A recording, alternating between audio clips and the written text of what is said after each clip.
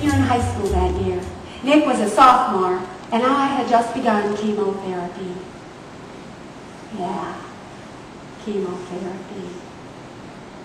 Hi, my name is Donna Dettman. I'm a breast cancer survivor, but I'm still having a good time.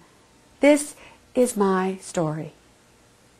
All I know is that's where I was, laying on the couch, cranky and tired, when I rolled over and felt alone.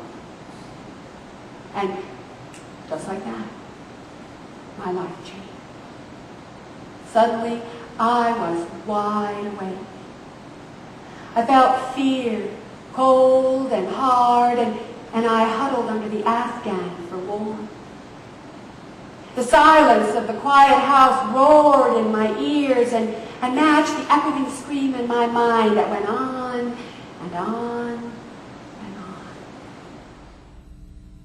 On the day before Thanksgiving, we got the news. You have breast cancer. You will need more surgery. I'm so sorry. The roaring was back. I couldn't speak. Mark, next to me with the other phone, thanked the doctor and hung up. Then he held me as we cried. You'll hear my story and more. There's poetry, singing, those funny get-well cards we send each other in the mail, even a fairy tale, because we all want to live happily ever after. My dear friend Jerry was determined to heal me with humor, and her cards soon became the high point of our days. I'm really opposed to all that sex on the TV. It hurts my back and I'm always falling off. Judy couldn't stop calling herself once she got her vibrating pager. It's one of my favorites too. I got so tired. I got so tired I could lay on that couch all day, wear myself out, and need a nap. Some days I would have a burst of energy and get dressed. I spent so much time on the couch, Mark wanted to dedicate my end of it the Donna Dettman Memorial Date. Until you're the one that sees your hair all over the bathroom floor, you don't know how you will feel. And that's how it was for me. I could make all the plans in the world, but I wouldn't know how I would feel until it happened. That's when our friends stepped in. They picked us up and they carried us along. It is a humbling thing to be cared for by others, not because you ask, but because you need. The second half of my program is about what I did with the life that was given back to me.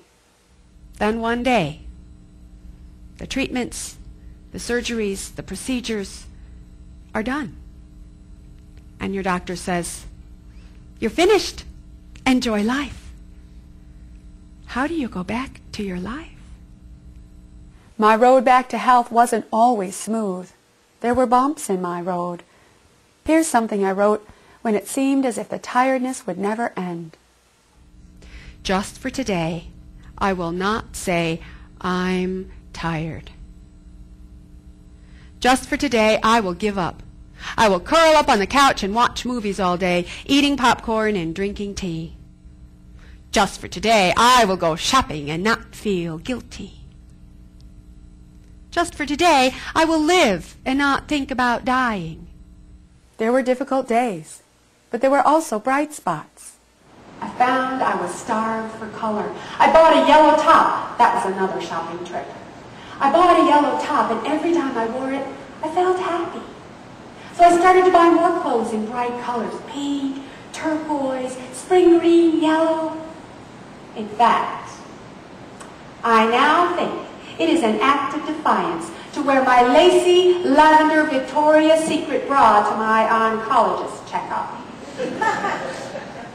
Oh, he doesn't see it, of course. He doesn't see any of my clothes. Except my underpants. Sometimes those are red. I'm having a good time, please don't blame me. I'd sing with Alberto while I loaded the dishwasher. This is an adventure. I'm having a fiesta while I'm living, 'cause tomorrow I may die. This is my life now, traveling the country, sharing my story. The first thing I figured out is, for me, cancer is never over. It will never go away. Now, the fear will sink deeper and deeper and deeper, and sometimes it will almost completely disappear under a whole lot of joy and happiness. But the least little ache, pain, or lump can bring that fear roaring back to the surface like a runaway train. But another thing I figured out is that for me, my God is very real and very present. It was a wonderful surprise to find God with me in the middle of the horror that is cancer. But I also found a small, quiet place inside myself, way down underneath all that fear, a place I can only call faith. I've learned that my story is like so many others. Often, we just want to know that we're not alone. Now, I wasn't sure when I first started writing my story if this was what I was supposed to do. Those little doubt gremlins we all have in the back of our mind, oh, they were working big time with me. Who do you think you are? Who do you think wants to hear talk about your cancer anyway? You're nuts. But the first time I shared my story, I got my answer. One woman waited until everybody else left after my talk was over. She came up and she thanked me. Then she told me her story. She had just been diagnosed with breast cancer. She told me when she heard the topic of the Lunch and Learn, she almost didn't come. And once I started talking, she thought, I can't sit through this. But she was too far from the door to leave quietly. Then she thanked me. She said listening to me talk showed her that there could be an after cancer for her too. I am the princess in my fairy tale, scarred but bold, walking towards my new happily ever after. I can't wait to see what's around the next bend. Let's take the journey together.